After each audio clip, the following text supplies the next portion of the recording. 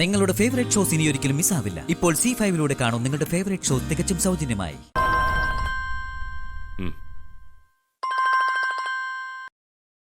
ചന്ദ്ര,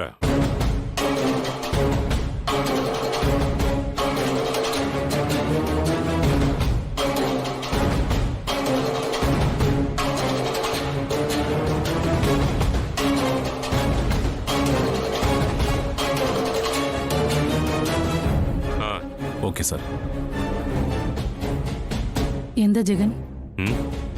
പറയാം, നീ റെഡിയാവും. നമുക്ക് ശ്യാമയുടെ വീട് വരെ ഒന്ന് പോണം.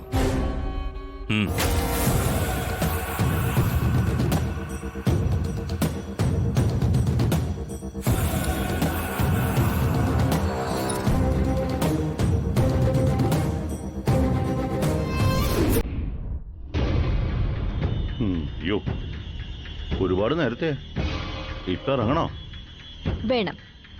ഒരമണിക്കൂറിനകത്ത് നമ്മൾ ഇവിടുന്ന് ഇറങ്ങും. കൃത്യസമയത്ത് ഇറങ്ങുന്നതിനേക്കാളും സേഫ് കുറച്ചു നേരത്തെ പോകുന്നതല്ലേ.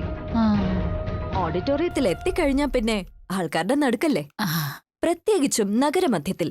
അവിടെ നമ്മൾ സേഫ് ആയിരിക്കും. നമ്മളൊന്നും പറയണ്ട, നക്ഷത്രം എന്തായാലും സുരക്ഷിതയായിരിക്കും. ഇതിനൊക്കെ കൂട്ടുനിന്നത് ഞങ്ങളാണെന്ന് അറിഞ്ഞ ജഗന്നാഥ് സാറിന്റെ സ്വഭാവം എനിക്ക് നന്നായിട്ട് അറിയാം. തല്ലിക്കൊന്നുമല്ല കായലിലോ കടലിലോ കെട്ടി താത്തുകള്. എനിക്കിപ്പോഴേ പേടിയും വെപ്രാളവും ഒരു വിറയലും ഒക്കെ തുടങ്ങിയിട്ടുണ്ട് മോളെ. നിങ്ങൾ ധൈര്യമായിട്ടിരിക്കും മല്ലികേച്ചി. എന്ത് വന്നാലും അതിന്റെ കോൺസിക്വൻസസ് എല്ലാം ഞാൻ ഏറ്റെടുത്തോളാം.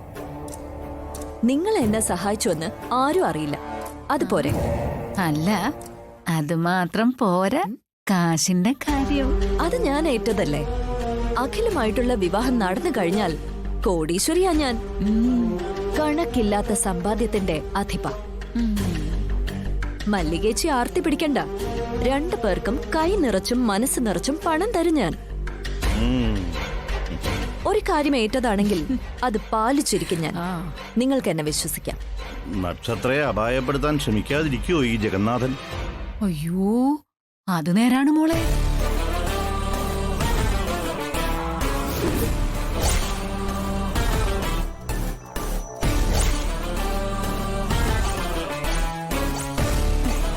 ഞാൻ പറഞ്ഞില്ലേ, ഓഡിറ്റോറിയത്തിൽ എത്തുന്നത് വരെ എന്ത് സംഭവിക്കാം. കെട്ടുകഴിഞ്ഞാ പിന്നെ ഒരു കുടുംബത്തിന്റെ മുഴുവൻ പിൻബലമുണ്ട് എനിക്ക്. അഖിലിന്റെ വീട്ടുകാർ അത്ര നിസ്സാരക്കാരല്ലോ. മിനിസ്ട്രി ലെവലിൽ വരെ പിടിപാടുള്ളവരാ. ആ കുടുംബത്തിൽ ഒരു അംഗമായി കഴിഞ്ഞാ പിന്നെ ജഗന്നാഥൻ വലിയ കുഴപ്പത്തിനൊന്നും വരില്ല.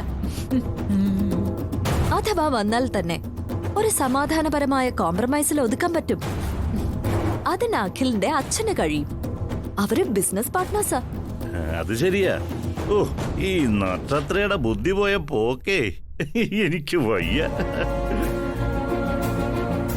ഒന്നും കാണാതെ കളത്തിൽ ഇറങ്ങില്ല ഞാൻ. ഓഡിറ്റോറിയത്തിൽ എത്തുന്നത് വരെയുള്ളൊരു ടെൻഷൻ മാത്രമേ ഉള്ളൂ.